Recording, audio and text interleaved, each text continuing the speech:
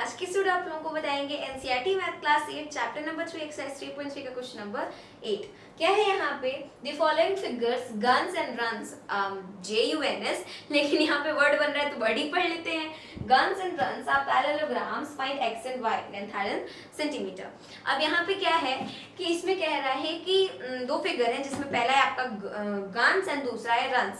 JUNS ये आपका parallelogram है, इसमें आपको x एंड y की वैल्यू फाइंड करनी है। अच्छा कुछ ऐसा आ जाता है कि भाई x की वैल्यू फाइंड करो, y की वैल्यू फाइंड करो, तो क्वेश्चन वर्थ इट लगता है, मतलब लगता है कि हाँ ये थोड़ा सही क्वेश्चन था। बाकी सब तो लगता है हाँ ठीक है इजी है। अब भाई जो पढ़ने में अच्छा होगा उसे x y फाइंड करने में मजा आता होगा, और जो पढ़ने में नहीं अच्छा होगा वो यही कहता होगा भाई हम क्या करेंगे x y जान के, जो भी होना x y को हो जाए, हम क्या करें, लेकिन यहाँ हमें फाइंड करना है। तो चलिए करते हैं x एंड y को फाइंड। देखिए इतनी प्रॉपर्टी हम सब जानते हैं कि जो पैरेललोग्राम होती हैं उनके पैरेललोग्राम जो होते हैं उनकी अपोजिट साइड्स इक्वल होती हैं। इट मींस जितना ना आपका इधर वाला होगा उतना ही इधर वाला होगा। अपोजिट साइड्स जो पैरेललोग्राम होता है उसके इक्वल होती हैं। तो यहाँ पे अगर लिखा है 3x इस साइड और उस साइड लिखा है 18, तो इसका मतलब क्या हुआ, इसका मतलब ये हुआ कि 3x is equals to 18, right, क्योंकि दोनों वाली साइड क्या होंगी, अपोजिट साइड्स इक्वल होंगी। यहाँ ब्रैकेट में मेंशन कर दीजिए opposite sides of parallelogram are equal, right? तो इस तरीके से 3x equals to 18। अब x है 3 equals to के इस साइड जाएगा, तो इधर अगर वो x के साथ भाई मल्टीप्लाई में है तो हमारा चुन्नू मुन्नू सा 3 जब इधर आएगा तो उसका डिवाइड हो जाएगा, है ना। तो यहाँ पे 18/3 बेचारा यहाँ पद ऊपर था या नीचे आ गया, कोई बात नहीं, अभी ये कट के बराबर हो जाएगा। 3 6 18, इसका मतलब x की वैल्यू आ जाएगी 6। x की वैल्यू निकल गई, क्या है हमारी 6 है। Now we have to find the value of y। अब वही सेम चीज अगर ये दोनों इक्वल है तो ये भी इक्वल होंगे because they are opposite sides.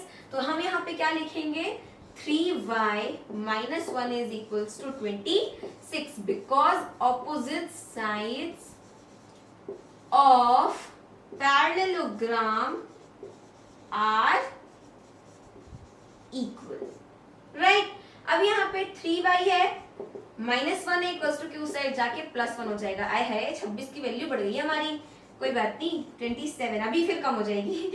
y equals to 27/3, 3 9 it means y की वैल्यू आ गई 9। सो सी हमने x की वैल्यू फाइंड कर ली एंड y की वैल्यू भी फाइंड कर ली। अरे बस कर, ये भी सेकंड पार्ट भी है जिसमें है हमारा पैरेललोग्राम रन्स, कुछ ज्यादा ही रन कर गया है, उधर साइड बन गया, कोई बात नहीं, आपको समझ आ रहा है पैरेललोग्राम में, हमें समझ आ रहा है, बस बढ़िया है फिर।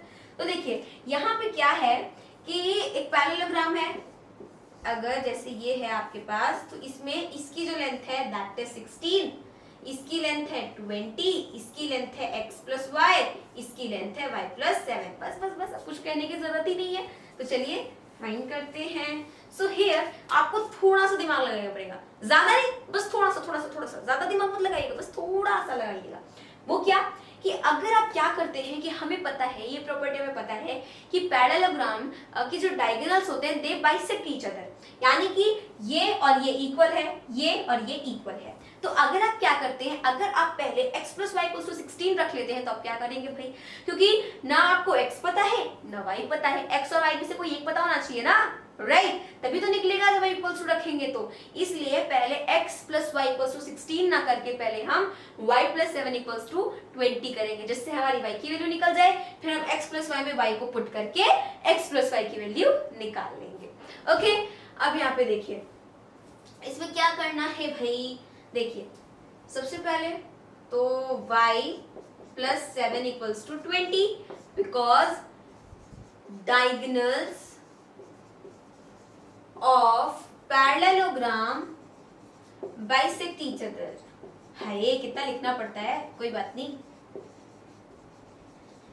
लिखने से तो कॉपी भर जाएगी, एकदम भर भर के नंबर मिलेगा। तो क्या है, diagonals of parallelogram bisect each other. अगर आपको ज्यादा कॉपी भरनी है तो पैरेललोग्राम को शॉर्ट फॉर्म में नहीं पूरा फुल फॉर्म में लिख दीजिएगा, दिमाग डी कॉपी तो पहुंचा ही देना है। अब देखिए y = 20 - 7, y = 13, सिंपल, y की वैल्यू आ गई 13। नाउ ये हमें y की वैल्यू पता चल गई। Now we have to find x + y यानी कि x की वैल्यू। तो सबसे पहले यहाँ पे लिखेंगे x plus y equals to 16। वही same reason, diagonals of parallelogram bisect each other. ठीक है, अब देखिए y की वैल्यू हमें पता है, that is 13 equals to 16। Now अब 13 को इक्वल्स टू के उस साइड भेजेंगे, सो हियर इज 3, x की वैल्यू आ गई 3। ओके, तो इस तरीके से 3 x की वैल्यू, 13 y की वैल्यू। तो इसी के साथ क्वेश्चन नंबर 8 होता है सॉल्व।